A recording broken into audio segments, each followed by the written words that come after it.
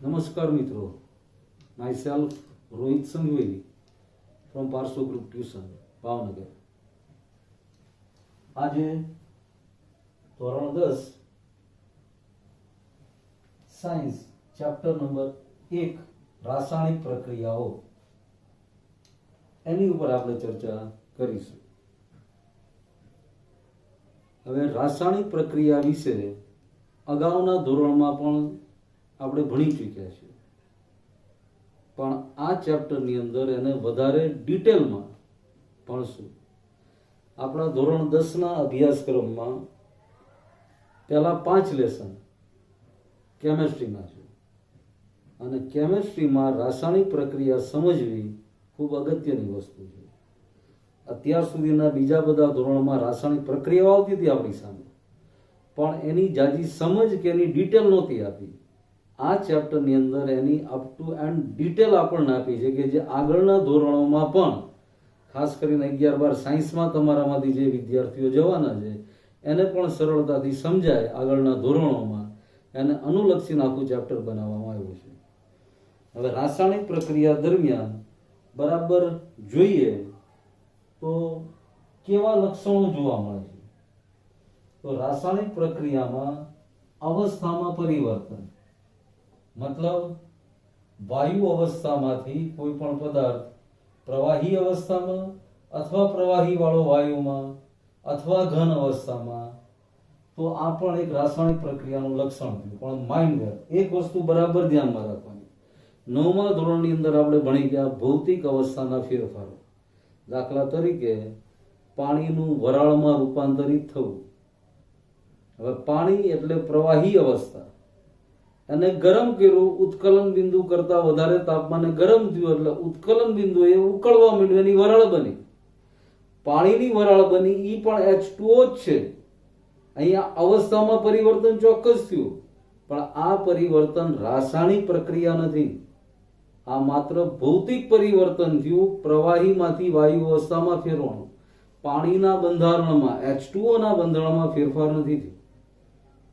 એટલે આ જે ચારે ચાર અહીંયા આપણી સામે લખ્યા છે, અવસ્થામાં પરિવર્તન, રંગમાં પરિવર્તન, તાપમાનમાં ફેરફાર, વાયુનો ઉદ્ભવ થવો, આવા બધા લક્ષણો રાસાયણિક પ્રક્રિયાના સંદર્ભમાં તપાસવામાં આવતા હોય. જસ્ટ હું એક વસ્તુ તમને બતાવું છું. જો હજુ મારા હાથમાં શું દેખાય છે? સ્વાભાવિક તમે કહેશો લીંબુ છે, લેમન છે. હવે આ બંને લીંબુમાં બરાબરનો ફરક જુઓ. ચોક્કસ તમે કહેશો કે આ લીંબુ તો કે કાચું છે, આ લીંબુ પાકું છે. શું ફેરફાર થયો? આ લીંબુ હજી ઝાડ ઉપર હોય અથવા તો અમુક કલાકો કે અમુક દિવસ રહેવા દો, બની શકે આના જેવું અથવા થોડાક આના જેવું આ બની જાય. પણ અત્યારે આ કાચું છે. કાચા લીંબુમાંથી પાકા લીંબુ થવા માટેની જે કઈ પ્રક્રિયા થાય એ પણ એક રાસાયણિક પ્રક્રિયા જ છે. રંગમાં પરિવર્તન થઈ ગયું. જો એવી જ રીતે કાચી કેરીમાંથી પાકી કેરી બની, આ પણ રંગમાં પરિવર્તન થયું. એટલે આ રાસાયણિક પ્રક્રિયાનો ફેરફાર થયો. એટલે આ ચારમાંથી કોઈ પણ લક્ષણો 1, 2 અથવા 3 અથવા 4 લક્ષણો જોવા મળે એવી પ્રક્રિયા રાસાયણિક પ્રક્રિયા તરીકે ઓળખાય છે. હવે રાસાયણિક પ્રક્રિયાના લક્ષણો પછી રાસાયણિક સમીકરણો તરફ આપણે આગળ વધશું. રાસાયણિક પ્રક્રિયાના લક્ષણો ભણ્યા પછી હવે રાસાયણિક સમીકરણો તરફ આગળ વધીએ છીએ. જો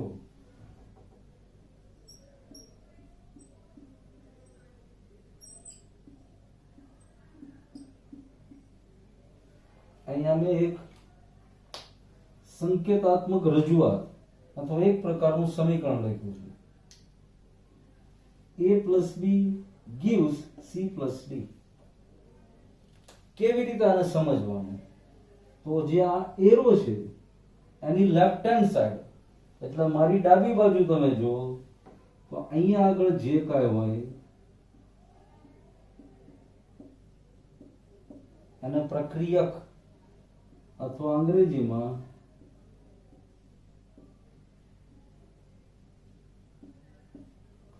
રિએક્ટન્ટ્સ કહેવામાં આવે છે. અને અહીંયા જે રાસાયણિક પ્રક્રિયા થઈ અને જે વસ્તુ બની એને નિપજ અથવા અંગ્રેજીમાં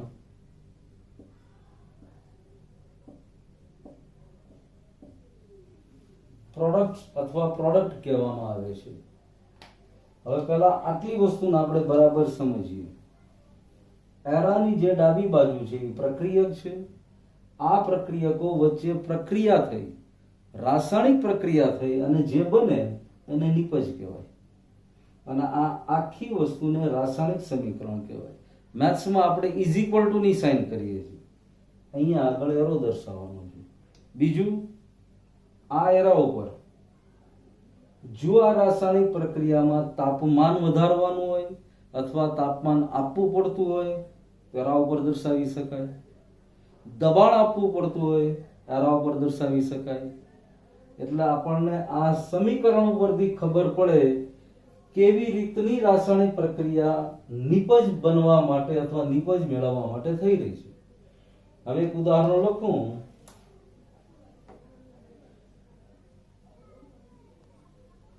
કયું તત્વ? તો કે મેગ્નેશિયમ. પરમાણુ ક્રમાંક કેટલો છે? 12. આ મેગ્નેશિયમને હવાની હાજરીમાં ગરમ કર્યો. અહીંયા મેં લખ્યું ઉષ્મા અથવા ગરમી. ઉષ્માને આવી ડેલ્ટા સાઇન થી પણ દર્શાવાય છે. હવે અહીંયા રાસાયણિક પ્રક્રિયા થઈ અને નિપજ બની MgO, મેગ્નેશિયમ ઓક્સાઇડ. તો આ આખી જ રાસાયણિક પ્રક્રિયા થઈ અને એ રાસાયણિક પ્રક્રિયાને રાસાયણિક સમીકરણ રૂપે આવી રીતે દર્શાવી શકાય.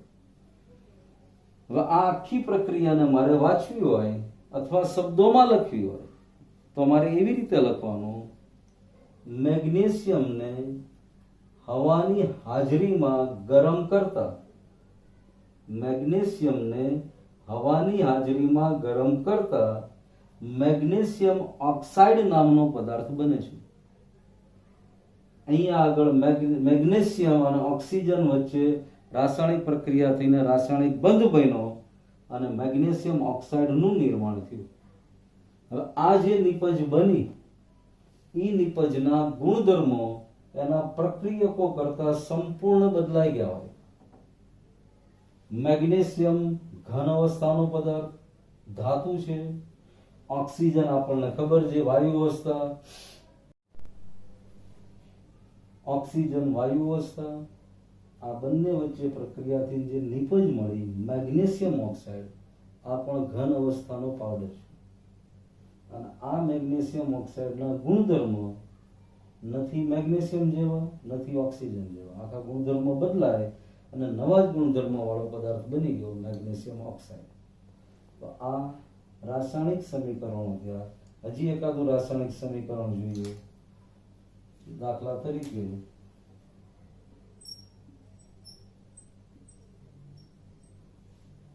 કેલ્શિયમ કાર્બોનેટ CaCO3, એને પણ ગરમ કરવામાં આવે. આ ગરમી અથવા ઉષ્માની નિશાની છે. તો જેમ કેલ્શિયમ કાર્બોનેટને ચોક્કસ તાપમાને ગરમ કરવામાં આવે તેમાંથી કેલ્શિયમ ઓક્સાઇડ અને કાર્બન ડાયોક્સાઇડ નિપજ તરીકે છૂટા પડે. આ આપણી માટે પ્રક્રિયક છે ને અહીંયા મળી એ નિપજો છે. જો અહીંયા પ્રક્રિયક એક છે, બે નિપજો મળી. અહીંયા પ્રક્રિયકો બે હતા, નિપજ એક જ મળી. આ જુદા જુદા પ્રકારની રાસાયણિક પ્રક્રિયાઓ કહેવાય. એના વિશે આપણે આગળ ભણવાના જ છીએ, પણ અત્યારે આપણું ફોકસ રાસાયણિક સમીકરણને કેમ દર્શાવાય એ છે. તો રાસાયણિક સમીકરણને ફરીવાર રિપીટ કરીએ. ડાબી બાજુ જે લખીએ પ્રક્રિયક છે, જમણી બાજુ જે રાસાયણિક પ્રક્રિયાને અંતે મળે એ નિપજ અથવા પ્રોડક્ટ્સ છે. હવે પછીનો ટોપિક સમતોલિત રાસાયણિક સમીકરણ આપણે જોશું. હવે સમતોલિત રાસાયણિક સમીકરણ અંગ્રેજીમાં જેને કહેવાય બેલેન્સ સમીકરણ. હવે આ શબ્દ બરાબર જુઓ. સમતોલિત મતલબ બે બાજુ સરખું. મેથ્સ ભણતા હોઈએ તો બરાબર માર્ક કરો. 5 લેખા ઇઝ ઇક્વલ ટુ 3 પ્લસ 2. તો મેથ્સ માટે આ સાચું છે. હવે જો 3 પ્લસ 2 ની બદલે અહીંયા 3 પ્લસ 3 લખાઈ ગયું હોય તો સ્વાભાવિક છે મેથ્સમાં આપણે શું કરીએ? 5 does not equal to 3 plus 3. આને બેલેન્સ અથવા સમતોલિત ન કહેવાય. આવું જ સમીકરણની બાબતમાં પણ છે. જોઈએ હમણાં જો mg plus O2 gives MgO. આ સમીકરણ સમતોલિત છે કે નહીં આપણે જોઈએ. આ સાઈડ લેફ્ટ હેન્ડ સાઈડ ડાબી બાજુ, આ જમણી બાજુ, જેમ ગણિતમાં હોય છે એમ આ સંતુલિત નથી. એની જેમ અત્યારે આ જો મેગ્નેશિયમના પરમાણુ ડાબી બાજુ જુઓ,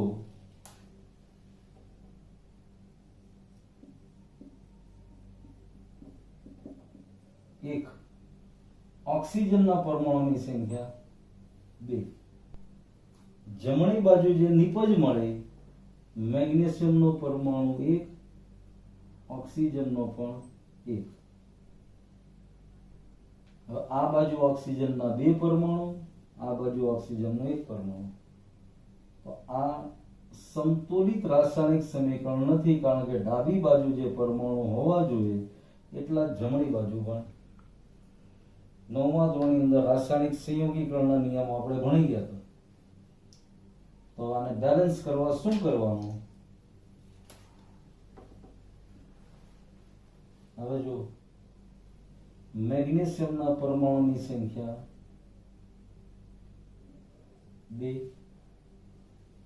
ઓક્સિજનના પરમાણુની સંખ્યા પણ 2, 2 MgO. મેગ્નેશિયમના પરમાણુની સંખ્યા 2 અને ઓક્સિજનના પરમાણુની સંખ્યા પણ 2. તો આ મેગ્નેશિયમ ઓક્સાઇડ બની ગયું અને આ જે કહેવાય એ સંતુલિત રાસાયણિક સમીકરણ કહેવાય. આવું જ હજી એક બીજું સમીકરણ જોઈએ. હાઇડ્રોજન અને ઓક્સિજન આ બંનેની મદદથી પાણી બન્યું H2O. આ બાજુ જુઓ તો હાઇડ્રોજનના પરમાણુની સંખ્યા 2, નિપજમાં પણ હાઇડ્રોજનના પરમાણુની સંખ્યા 2, ઓક્સિજનના પરમાણુ 2 પ્રક્રિયકમાં, નિપજનો પરમાણુ માત્ર 1. અહીંયા ઓક્સિજનના 2 પરમાણુ, ઓક્સિજનનો 1 પરમાણુ. આ પણ સંતુલિત નથી. તો સંતુલિત કરવા માટે ઓક્સિજનના કેટલા પરમાણુ? 2. અહીંયા પણ 2 થઈ ગયા. હવે હાઇડ્રોજનના પરમાણુ અહીંયા કેટલા? 2, 2 2 4. આ બાજુ હાઇડ્રોજનના પરમાણુ કેટલા? 2. તો આને 2 વડે ગુણી નાખો. હવે બરાબર જો પરમાણુ હાઇડ્રોજનના 4 થઈ ગયા, ઓક્સિજનના 2, આ બાજુ હાઇડ્રોજનના 4, ઓક્સિજનના 2. આ સંતુલિત રાસાયણિક સમીકરણ બની ગયું.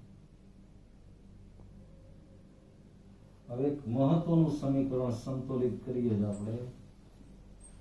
Fe plus H2O gives Fe3O4 આયરનની પાણી સાથેની પ્રક્રિયા, આયરનનો ઓક્સાઇડ અને હાઇડ્રોજન વાયુ છૂટા પડે છે. હવે આ પ્રક્રિયા બરાબર જો, આ પ્રક્રિયાની અંદર આયરન અને પાણી, આયરનનો ઓક્સાઇડ અને હાઇડ્રોજન વાયુ, આ બાજુ આયરનના પરમાણુની સંખ્યા કેટલી? માત્ર 1. હાઇડ્રોજનના પરમાણુની સંખ્યા 2, ઓક્સિજનના પરમાણુની સંખ્યા 1. નીપજ મળી આયરનના પરમાણુની સંખ્યા 3, ઓક્સિજનના પરમાણુની સંખ્યા 4, હાઇડ્રોજનના પરમાણુની સંખ્યા 2.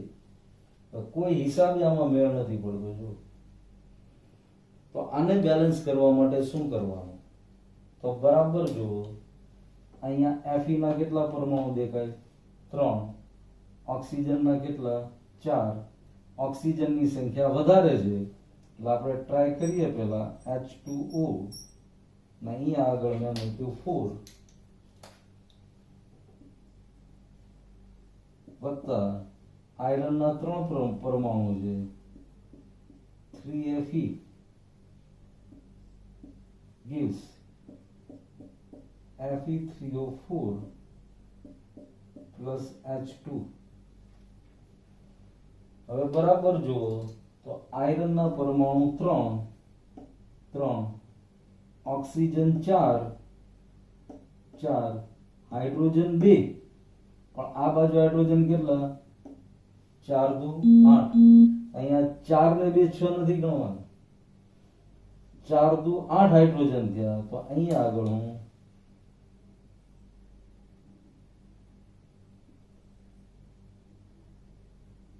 4 મૂકી દઉં. હવે બરાબર ગણીએ ફરીવાર. આયરનના પરમાણુ 3, હાઇડ્રોજનના 8, ઓક્સિજનના 4.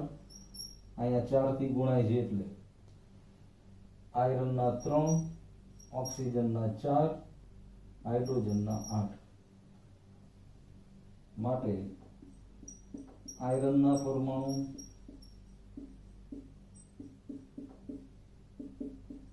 3, H ના પરમાણુ 8 અને ઓક્સિજનના પરમાણુ 4. અને હવે સામેની બાજુ નિપજમાં જો તો આયરનના પરમાણુ 3, હાઇડ્રોજનના પરમાણુ 8 અને ઓક્સિજનના પરમાણુ 4. તો આને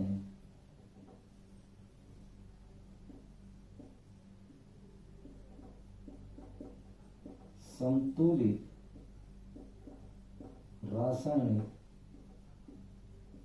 સમીકરણ કહેવાય. અને આ સંતુલિત રાસાયણિક સમીકરણ નથી. જ્યારે આ સંતુલિત રાસાયણિક સમીકરણ છે. તો આવી રીતે બેલેન્સ કરાય સમીકરણને. હવે જો આને સેજ આપણે સમજવું છે રાસાયણિક સમીકરણોમાં દર્શાવાતી ભૌતિક અવસ્થા. પહેલા ભૌતિક અવસ્થા વિશે આપણે જાણી લઈએ. આપણને આમ તો ખબર જ છે, ઘન, પ્રવાહી, વાયુ, આ 3 ભૌતિક અવસ્થાથી આપણે પરિચિત છીએ. ઘનને અંગ્રેજીમાં આપણે સોલિડ કહીએ છીએ, પ્રવાહીને લિક્વિડ કહીએ છીએ અને વાયુને ગેસિયસ કહીએ છીએ અથવા ગેસ કહીએ છીએ. હવે ચોથી વસ્તુ બરાબર છે. જો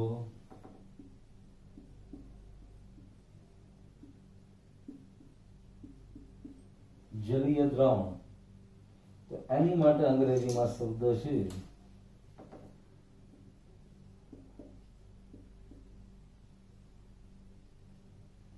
એક્વિયસ. અથવા જલી ગયો.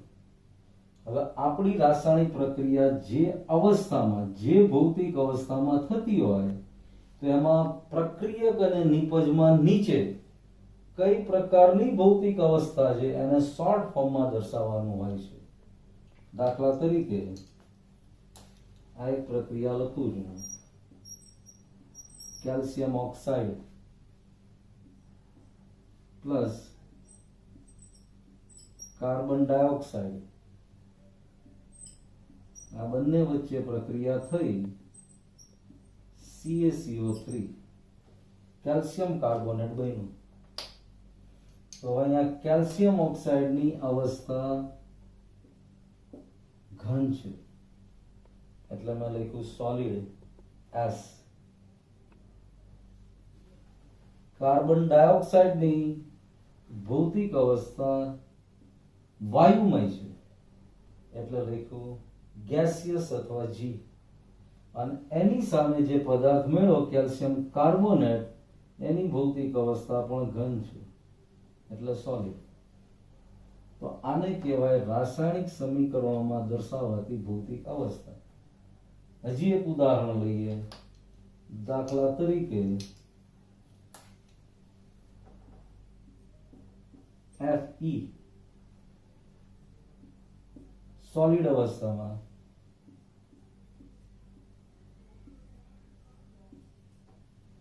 CuSO4 કોપર સલ્ફેટ એકવીએસ અવસ્થામાં, એકવીએસ એટલે જલીય દ્રાવણ, આવું લખ્યું એટલે સમજવાનું કોપર સલ્ફેટનું પાણીમાં બનાવેલું જલીય દ્રાવણની વાત છે. આ આયરન એટલે ઘન અવસ્થા. હવે આ બંને વચ્ચે પ્રક્રિયા થઈ અને કોપર સોલિડ અવસ્થામાં છૂટું પડ્યું અને દ્રાવણ FeSO4 નું બન્યું એકવીએસ. આને ભૌતિક અવસ્થા રાસાયણિક સમીકરણમાં દર્શાવી એવું કહેવાય. અને આની પછીના બધા જ પાઠમાં, હવે બધા સમીકરણોમાં પણ આવી ભૌતિક અવસ્થા ખાસ દર્શાવવાની આપણે આવશે. અને આ ભૌતિક અવસ્થામાં ખાસ ખ્યાલ એ રાખવો પડે છે કે આમાંથી ઘણા બધા પદાર્થ એવા હોય છે કે જેને આપણે જોયા નથી હોતા. આજે ઓક્સિજન ખબર છે આપણને વાયુમય અવસ્થા છે, પાણી હોય તો ખબર છે લિક્વિડ અવસ્થા છે, પણ ઘણા બધા પદાર્થને જાણતા નથી હોતા એટલે આપણે યાદ રાખવા પડશે કે ભાઈ કેલ્શિયમ ઓક્સાઇડ છે તો ઘન અવસ્થામાં જોઈએ, કેલ્શિયમ કાર્બોનેટ છે તો એ પણ ઘન અવસ્થામાં હોય. એટલે આપણા પહેલા વિડીયોની અંદર પાઠ પહેલો રાસાયણિક સમીકરણો, એમાં પહેલા પાર્ટની અંદર આપણે રાસાયણિક સમીકરણોના 4 મુદ્દાઓ જોયા. બીજા પાર્ટની અંદર જુદી જુદી રાસાયણિક પ્રક્રિયાઓ વિશેની માહિતી આપણે ભણશું. Thank you. અને આટલું ભણ્યા પછી એક ક્વેશ્ચન, હવે જો એક ક્વેશ્ચન મેં મૂક્યો છે જેનો આન્સર તમારે કોમેન્ટમાં આપવાનો છે. કોમેન્ટનું ઓપ્શન નીચે હશે. હવે ક્વેશ્ચન બરાબર સમજો. એલ્યુમિનિયમ પ્લસ ક્લોરીન આ બંને વચ્ચે રાસાયણિક પ્રક્રિયા થઈને એલ્યુમિનિયમ ક્લોરાઇડ બન્યું. આ સમીકરણને તમારે સંતુલિત કરવાનું છે. એલ્યુમિનિયમના પરમાણુને A કહો અને ક્લોરીનના પરમાણુને B કહો. તો સંતુલિત કર્યા પછી એલ્યુમિનિયમના પરમાણુની સંખ્યા કેટલી થાય ડાબી ને જમણી બાજુ, અને ક્લોરીનના પરમાણુની સંખ્યા કેટલી થાય, આટલું કોમેન્ટમાં તમારે મને આન્સર આપવાનો છે. શું સાચો આન્સર આવે આના પછીના વિડીયોમાં આપણે જોશું, પણ તમારે કોમેન્ટમાં મને આન્સર આપવાનો છે. Thank you.